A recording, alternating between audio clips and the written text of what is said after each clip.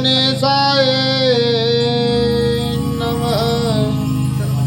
श्री गुरुचरण कमलेभ्यो नमः। गुरुर्ब्रह्मा गुरुर्विष्णु गुरुर्देवो महेश्वर साक्षात् परब्रह्म तस्मै श्री गुरुवे नमः। कर्पूर गौरं करुणावतारं संसार सारं भुजगेन्द्रहारं सदा वसन्तं हृदयारविन्दे भवानी सहतं नमामि। बोलिए श्रीमद्भागवत महापुराण की, बोल यमुना मैया की, बोल मौनी बाबा की, बोल बस्ती माता की, बोल शंकर भगवान की।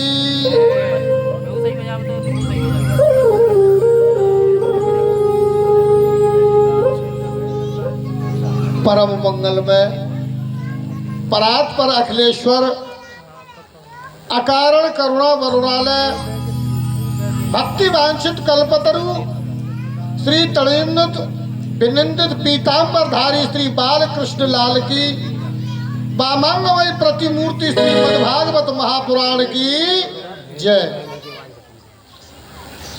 भाग्योदयन बहुजन्म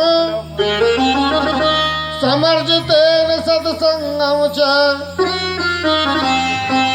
लभ्यते पुरुषो यदा वे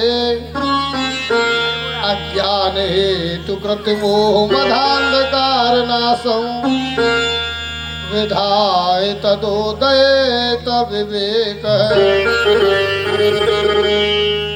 देखिए, एक जन्मों का नहीं, ये कितने जन्मों का पुण्य उदय होता है, तब जीव श्रीमद्भागवत महापुराण की तरफ चलता है। एक जन्म का नहीं, ये अनंत जन्मों के भाग्य जब उदय होते हैं तो ही जीव श्रीमद्भागवत महापुराण सुन पाते हैं और उनकी रुचि भी तभी हो पाती है, अन्यथा श्रीमद्भागवत महापुराण में जीव की रुचि नहीं हो पाती है। ऐसे सुंदर भक्ति में अनुष्ठान भगवान गोविंद की कृपा से पूर्ण होते हैं और भगवान की कृपा रहेगी तो ये अनुष्ठान पूर्ण होते ही रहेंगे। मनुष्य बड़े भाग्यों से ऐसे शुभ अवसरों को प्राप्त करते हैं। तो देखिए, भागवत की कथा कभी मनोरंजन की दृष्टि से नहीं श्रवण करनी चाहिए। थोड़ा मनोरंजन हो जाए, ये दृष्टि नहीं होनी चाहिए। जो लोग कथा सुनते हैं वे अपने जीवन को धन्य कर लेते हैं। जो हिंदू वैदिक वामंग में सर्वोत्तम ग्रंथ है, इस भावना से सुने कि हमारे जीवन में किंचित परिवर्तन आ जाए, कुछ बदलाव हो जाए, गोविंद के चरणों में हमारी निष्ठा हो जाए, हमारी प्रीति हो जाए, हमारा मन उनके चरणों में जुड़ जाए, इस भाव से कथा सुनी जाए तो वही सफल होती है। श्रीमद्भागवत की कथा बड़ी प्रभावी होती है, यह जीवन संभालने वाली है और हम सबका कल्याण करने वाली है। इसीलिए इस कथा को बड़े श्रवण से, बड़े मन लगाकर श्रवण करना चाहिए। बोलिए यमुना मैया की। इस भवसागर के बंधनों से छुड़ाने वाली है। तो आइए हम सब भगवत भक्तगण श्रीमद्भागवत कथा में प्रवेश करते हैं। बोलिए बालकृष्ण लाल की।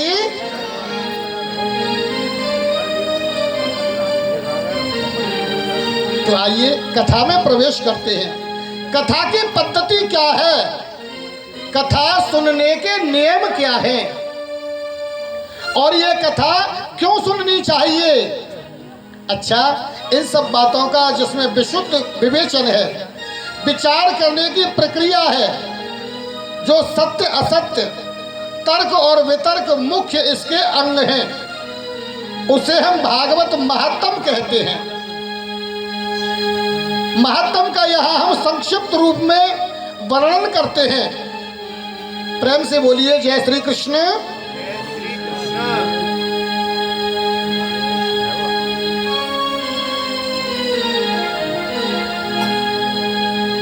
देखिए, कथा सुनने में श्रीमती निद्रा देवी क्यों व्यवधान डालती हैं।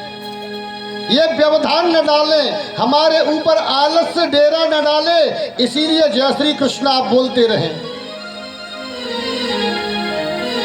इसमें आप संकोच न करें। मुखम पवित्रम यदि राम नामम, जीव का मुख पवित्र केवल प्रभु के नाम से होता है। इस नाम का बार बार उच्चारण करते रहेंगे। बोलो जय श्री कृष्ण। सच्चिदानंद रूपाय विश्वोत्पत्त्यादि हेतवे तापत्र विनाशाय श्री कृष्णाय वयं नमः। जीवन की तीन बातें हैं जो बहुत ही समझने की है। ये तीन बातें क्या हैं? सच्चिदानंद, सत्य चित्त और आनंद। गर्मी का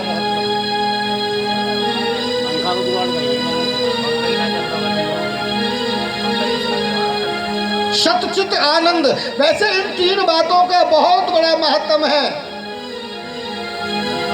हम लोग जैसे बात बात पर कहते हैं सच्चिदानंद सच्चिदानंद, अरे सत कहते हैं अविनाशी को, जिनका कभी नाश नहीं होता। सत उन्हीं को कहते हैं। सत कहते हैं अविनाशी को, जो पहले सत्य था, मध्य में सत्य है और अंत में भी सत्य बचेगा। परमात्मा अविनाशी है, वो सत्य हैं। पहले मध्य और अंत में वही बचता है, परमेश्वर ही बचते हैं, इसीलिए वो सत्य है। उस सत्य को ही हम सत्य कहते हैं। दूसरी बात है चित्त। चित्त माने प्रकाश। यानी हम लोगों को कोई पुस्तक पढ़नी होती है तो हम बल्ब या ट्यूब जलाते हैं, हमें प्रकाश चाहिए। लेकिन जिस परमात्मा को कभी किसी से प्रकाश लेने की जरूरत ही नहीं है, जो स्वयं प्रकाश है, जो साक्षात प्रकाश स्वरूप है, उसे ही हम चित्त कहते हैं। कहते हैं किसी बात को चित्त में रख लो बड़े ध्यान पूर्वक। तीसरी बात है आनंद की। आनंद की परिभाषा शास्त्रों में बड़े सुंदर रूप से वर्णित की गई है। ये आनंद क्या है? इन डल्लप के गद्दों पर सोना कोई आनंद नहीं है, एसी के कमरों में रहना कोई आनंद नहीं है। आनंद तो मन की बातें, आनंद अंदर होता है, हृदय के भीतर होता है, किसी को बताया नहीं जा सकता आनंद। देखिए सभी चीजों का उल्टा होता है, जैसे धनवान का निर्धन, मूर्ख का विद्वान, लेकिन आनंद का उल्टा केवल आनंद ही होता है। आनंद का कुछ उल्टा होता ही नहीं है। आनंद माने आनंद। तो सच्चित आनंद। सच्चिदानंद रूपाय विश्वोत्पत्त्यादि हेतवे तापत्र विनाशाय श्री कृष्णाय वयं नमः। बोलिए जय श्री कृष्ण। आनंद कहते हैं आत्मा के बोध को, आत्मा के ज्ञान को। एक और बात है, दुनिया में जितनी भी चीज है सबका कुछ ना कुछ उल्टा होता है, लेकिन आनंद का उल्टा तो केवल आनंद ही होता है।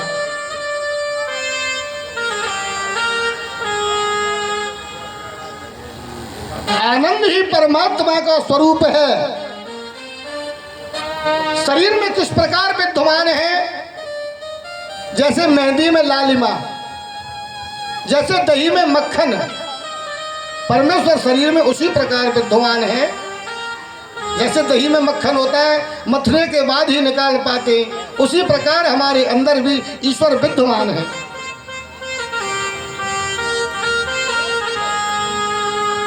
और शास्त्रों में ज्ञान होता है, उसी प्रकार आनंद रूपी परमात्मा हर किसी में विराजित रहते हैं।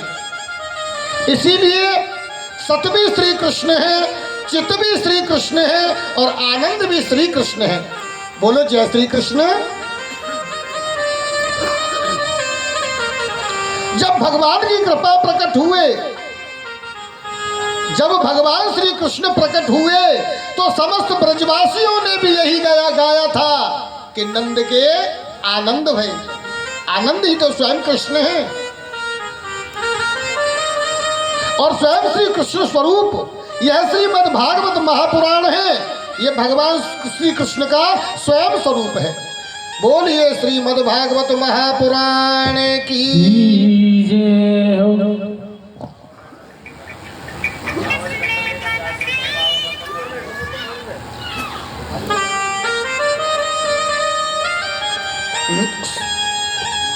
तीन प्रकार के तापों को नष्ट करने की जिसमें सामर्थ्य है,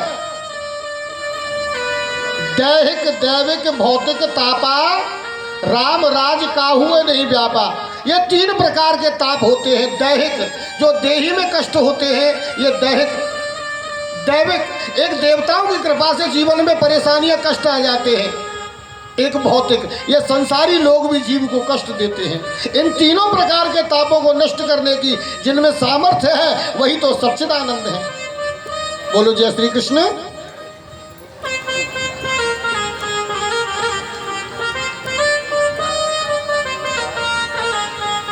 कोई तन दुखी, कोई मन दुखी, कोई धन को फिरे उदास, और थोड़े थोड़े सब दुखी सुखी प्रभु के दास।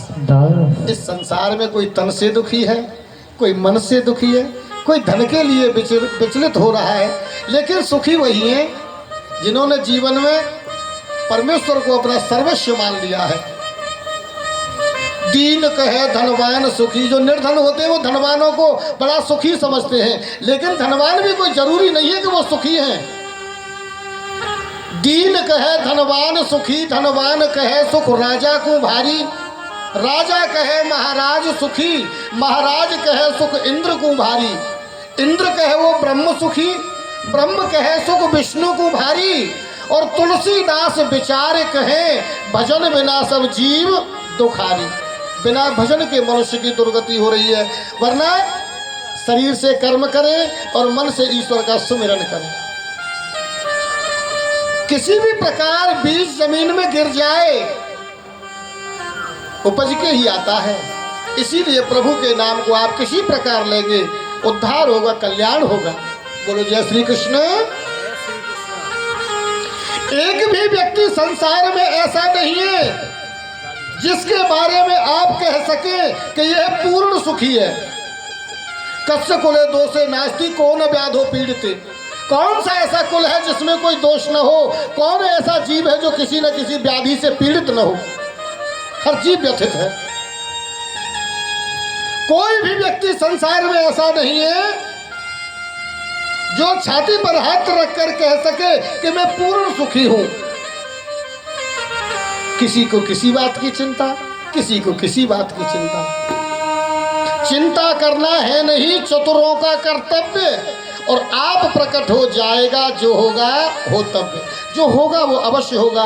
इसीलिए किसी बात की हमें ज़्यादा चिंता करने से कुछ नहीं मिलने वाला है। चिंतन करें, परमेश्वर का बार बार चिंतन करें।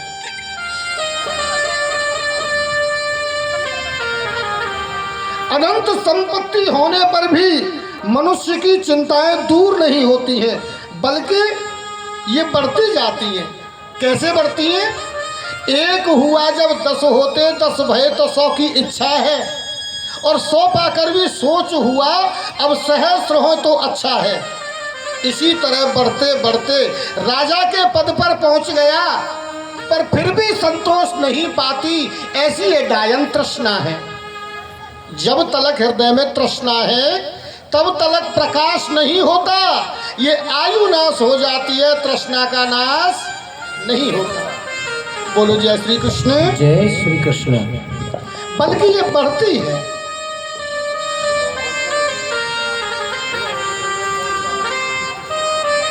चाह गई चिंता मिटी। जब मनुष्य की चाह ना मिट जाती, कोई चाह नहीं है, चाह गई चिंता मिटी, मनुआ बेपरवाह, और जिनको कछु न चाहिए वे साहन के साह। सच्चे शहंशाह तो वही हैं जिन्हें ईश्वर के प्रति लगाव है, वरना हम तो भटकते डुलते हैं।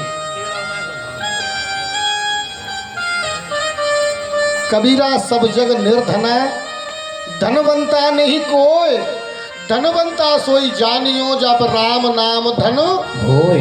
प्रभु के नाम का धन मनुष्य को अर्जित करना चाहिए, क्योंकि समय का कुछ पता नहीं। धनी तो वही है जिसके पास में राम नाम का धन है, गोविंद के नाम का जिसके पास में धन है। देह धरे को फल यही भजमन कृष्ण मुरार, और मनुष्य जन्म की मौज यह मिलत न बारंबार। ये बार बार मनुष्य का जन्म जीव को नहीं मिल पाता है, इसलिए इस जन्म में ऐसे शुभ कार्य करें जिससे में आगे वाले जीवन में फिर भी मनुष्यों का जीवन मिल जाए। जय श्री कृष्ण। जय श्री कृष्ण।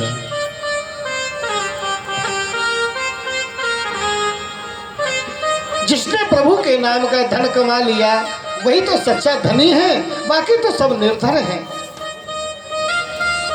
आध्यात्मिक ताप, आदि दैविक ताप तथा आदि भौतिक ताप, इन तीनों को विनष्ट करने की जिन श्री कृष्ण नाम में शक्ति है, जो श्री कृष्ण को हम प्रणाम करते हैं, श्री कृष्णाय वयम नमः। श्रीमद् भागवत के प्रधान देव तो श्री गोविंद है ना, इसीलिए भागवत महात्म के प्रथम में श्री कृष्ण की वंदना की गई है। आदरणीय सुखदेव जी का वंदन किया गया है, जिन आचार्य सुखदेव जी ने जन्म लेते ही संन्यास ग्रहण किया, सीधे वन को चल दिए, और पिता पुत्र पुत्र कहते हुए महर्षि वेद व्यास जिनके पीछे चल रहे हैं, परंतु आचार्य को लौटा कर लाने की जिनमें सामर्थ्य नहीं है, ऐसे परम वंदनीय सर्वभूत हृदय श्री सुखदेव जी का हंस वंदन करते हैं, हम वंदन करते हैं। सज्जनों, जैसे हम इस पवित्र भूमि पर बैठकर भागवत सुनने के लिए एकत्रित हुए हैं, ऐसे ही पुराणों की विद्या के लिए परम एकांत, परम शांति का स्थान जो है उसे कहते हैं नैमिषारण। बोलो जय श्री कृष्ण। जय श्री कृष्ण।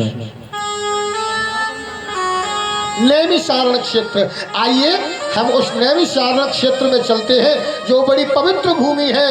88,000 संतजन वहाँ विराजमान हैं, और वे सभी ऋषि गृहस्थ ऋषि हैं, जिन्हें हम लोग कहते हैं शौनकादिक ऋषि, जिनकी बड़ी बड़ी लंबी उम्र है।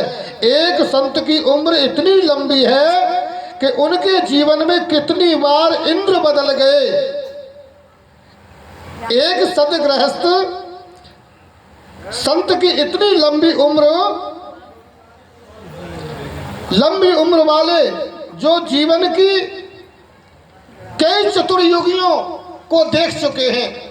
चतुर्युग यानी चारों युगों को, सतयुग, त्रेता, द्वापर, कलयुग, कई बार देख चुके हैं, जो गृहस्थी संत हैं।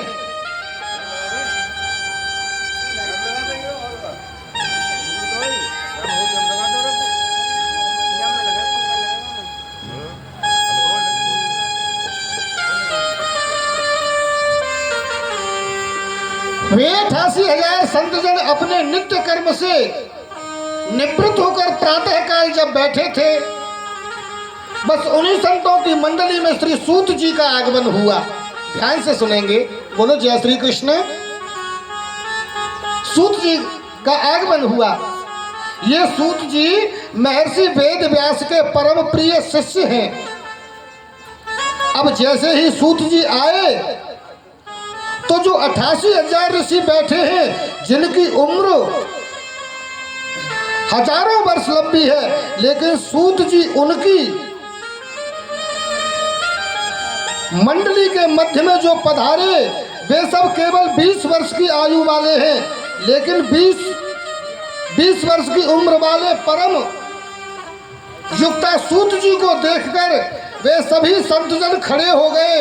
आइए आइए महाराज, आइए पधारिए, बड़ी कृपा की। और सौनकादिक ऋषियों के इस व्यवहार को देखकर श्री सूत जी बड़े संकोच में पड़ गए। आप लोग ये क्या करते हैं? मुझे देखकर खड़े हो रहे हैं, मेरा आदर सत्कार कर रहे हैं, आखिर क्यों? मैं तो आपसे छोटा हूं। तो सूत जी कहते हैं कि आप उम्र में बेशक छोटे हैं। सूत जी कहते हैं कि आप उम्र में छोटे हैं तो क्या हुआ? शास्त्र कहता है कि धन वृद्धा बल वृद्धा आयुर्वृद्धा यस्थेव च ते सर्वेपि ज्ञान वृद्धा किंकरा शिष्य किंकरा।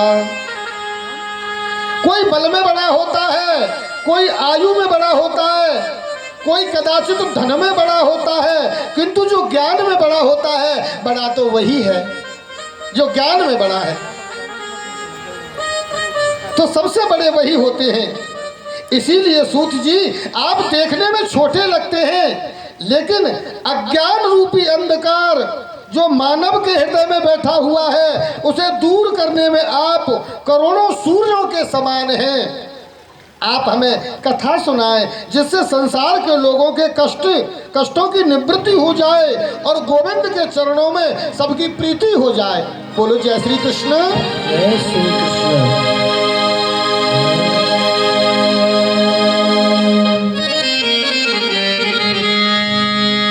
राधा नाम की, श्यामा नाम की, राधा नाम की लगाई फूलवारी के पत्ता पत्ता श्याम बोलता।